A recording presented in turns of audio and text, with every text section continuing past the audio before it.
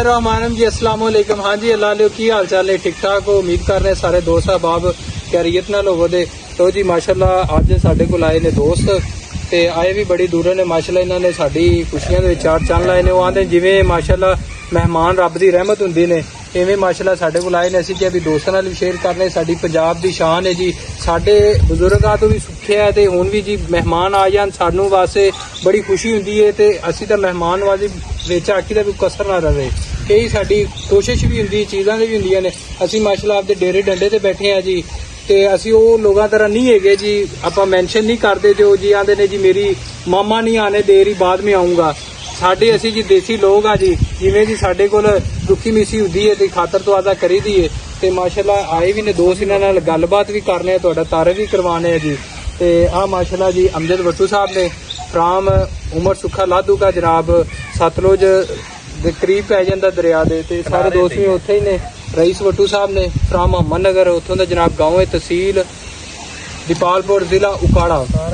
आमद शरीफ साहब ने, आमिर नवाज भट्टू साहब ने ते गुलाम अहमद भट्टू साहब ने, ये जनाब अटारी टंबे वाली तो ने। ये सारे दोस्त जेडे है ना, ये जेड़ा इधर है अपने कोल मंडी अहमदाबाद के लागे ही ने जी, तो उत्थे ही ने सराउंडिंग तो उत्थों ने इन्होंने गलबात करने आए ने जनाब। कोई कमी पेशी या किवें तो इन्होंने अपना एरिया लगा जी। अमजद भाई की हाल चाल जी? अलहमदुलिल्लाह ठीक ठाक जी। नहीं नुमान भाई पहली दफ़ा तुहाडे कोल आए हैं, बड़ा मज़ा आया, बड़ा अच्छा लग्या जी। असी इस इलाके पहली दफ़ा आए हैं, असी जी दिल्ली दे रहायशी हैं जी ते इस तरह का माहौल वेख्या जी, बड़ा मज़ा आया। साडे बने भी तकरीबन जी इस तरह का सेम माहौल है जी। ते बाकी नुमान भाई का बहुत बहुत शुक्रिया जनाब जी, उन्होंने सानू जी वेलकम किया जी। जी रईस साहब जी जी अमर है भाई जेडे ना थोड़े ये बेचारे ना इन्हां दा वॉल्यूम भी घट है, वैसे ही बड़ा घट ही बोलते ने जी। ना ते टू द पॉइंट ने, ये सीरियस ज्यादा रहंदे ने ना, गुस्सा गुस्सा नहीं करना। ते ये अपने को दोस्त माशाल्लाह आए भी पहली दफा ने। मैं तो इन्हां कोल वावा चक्कर चुक्कर पेंडा काढ़िया आना हुंदा जी। भाई अमर साहब हाँ जी अस्सलाम वालेकुम, की हाल चाल है सारे भरावां दा? ठीक ठाक ने जी। अज माशाल्लाह पहली दफा असीं नुमान भाई को आए हैं, बड़ा मज़ा आ रहा है और उनका इलाका उनका पिंड विजिट किया जी ते और भाई होरां नूं मिले हैं, बड़ा भाई होरां दा प्यार है, शफकत है, मुहब्बत है और बड़ा प्यार दे रहे हैं जी। ते असीं इन्हां दे बड़े वड्डे फैन है, जिहड़ा इन्हां अपना चैनल बनाया, असीं स्पैशल रुमान साहब नूं मिलन आए हैं जी ते बड़ा दिल कीता ते जिहड़ा इन्हां दा सारा इलाके दा माहौल है वो बड़ा कमाल दा लग्या जी। ते बाकी दूसरे दोस्तों भी दावत देने भी आओ, नवाज भाई का डेयरी फार्म आके विजिट करन। बिल्कुल जी, जो मर्जी आवन जी, बड़ा स्वाद आ रहा जी, चोखा स्वाद आ रहा है। बहुत शुक्रिया तुसीं सानू इज्जत दित्ती जी। जी भाई अमर राणा साहब बहुत शुक्रिया जनाब। असीं आए इत्थे जिला कसूर दा पिंड है पलाड़ा, तहसील इहदी है चूनिया। उत्थे साडे दोस्त हैं, मित्र हैं, भाई हैं साडे राणा नुमान, उहदे कोल आए हैं। इन्हां बड़ा अच्छा वेलकम किया है और बड़ा मज़ा आ रहा है। अज इन्हां दे पिंड भी विजिट किया है और नाल इन्हां दी डेयरी फार्म विजिट किया है। माशाअल्लाह मੱਝਾਂ दा बड़ा ख्याल रखते हैं और इस तरह ही जिस तरह व्लॉग बना रहे हैं, लोग देख रहे हैं, बड़ा इन्होंने प्यार दे रहे हैं। साडी भी दुआ है कि अल्लाह पाक इन्होंने मज़ीद कामयाबी दे। तो जी भाई गुलाम अहमद साहब तुसी आए जनाब, किवें दा साडी एरिया लगा, किस तरह की गलबात लगी, कोई दो शब्द बोलो नेक नेक जी। अस्सलाम वालेकुम, आए बड़ा अच्छा लग्या ते बड़ा ही चंगा लग्या। तुहाडे ढोर वेखे ने माशाअल्लाह बड़े साभे होए ने तुसी। इंज कोई बंदा किहड़ा ना ढोर सामदा जिवें तुसी साभे होए ने।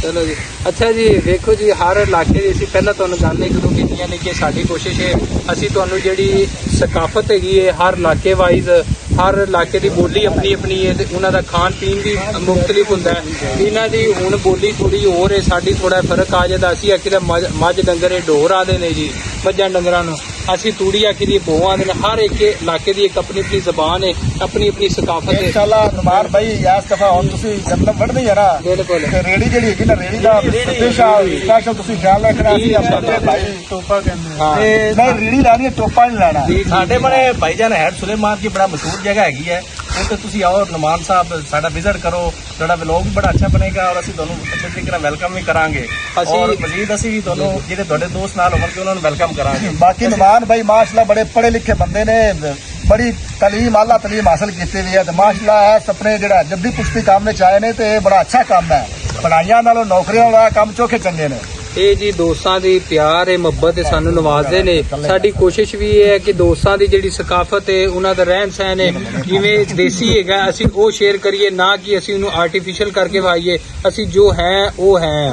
ਠੀਕ ਹੈ, ਜੋ ਸਾਡੇ ਬਾਓ ਅਜਦਾਦ ਸੀ ਅਸੀਂ ਉਹੀ ਵਿਖਾਉਣਾ, ਉਹੀ ਕਰਨੇ ਪਏ ਤੇ ਇਨਸ਼ਾਅੱਲਾ ਇਹਨਾਂ ਕੋਲ ਜਾਵਾਂਗੇ ਵੀ, ਤੁਹਾਨੂੰ ਵਿਜ਼ਿਟ ਵੀ ਕਰਾਵਾਂਗੇ। ਬਾਕੀ ਜਿਹੜਾ ਤੁਹਾਨੂੰ ਕਿਹਾ ਸੀ ਆਪਣੀ ਗਾਂ ਦੀ ਚੁਆਈ ਦਾ ਜਿਹੜੀ ਦੂਸਰੀ ਆਪਣੀ ਵੈੜ ਮਾਸ਼ਾਅੱਲਾ ਸੂਈ ਹੈ, ਉਹ ਅੱਜ ਤਾਂ ਜੀ ਆਪਣੇ ਕੋਲ ਦੋਸਤ ਮਹਿਮਾਨ ਆ ਗਏ ਨੇ, ਇਨਸ਼ਾਅੱਲਾ ਕੱਲ ਤੁਹਾਡੇ ਨਾਲ ਸ਼ੇਅਰ ਕਰਾਂਗੇ, ਉਹਦੀ ਚੁਆਈ ਵੀ ਸ਼ੇਅਰ ਕਰਾਂਗੇ ਕਿ ਬੋਲੀ ਦਾ ਜੀ ਹੁਣ ਅਸੀਂ 3 ਦਿਨ ਪੂਰੀ ਹੋ ਗਏ ਨੇ ਜੀ। ਨਹੀਂ ਬੋਲੀ ਹੋਣੀ ਚਾਹੀਦੀ, ਬੋਲੀ ਤੁਹਾਨੂੰ ਚੈੱਕ ਕਰਾ ਦਿੰਦੇ ਬਾਅਦ ਹੈ ਹਾਂ ਠੀਕ। ਤੇ ਇਨਸ਼ਾਅੱਲਾ ਸ਼ਰੀਫ ਹੈਗੀ ਹੈ। ਹਾਂ ਜੀ ਅੱਜ ਮਾਸ਼ਾਅੱਲਾ ਜੀ ਆਪਣਾ ਇਹ ਹੁੰਦਾ ਹੈ, ਸਾਡੇ ਜਿਹੜਾ ਡੰਗਰ ਡੁੰਗਰ ਹੁੰਦਾ ਹੈ ਨਾ ਜੀ, ਅਸੀਂ ਹੁੰਦਾ ਹਰ 3 ਦਿਨਾਂ ਬਾਅਦ ਖਤਮ ਦਵਾਈ ਦਾ ਹੁੰਦਾ ਦੁੱਧ ਦਾ।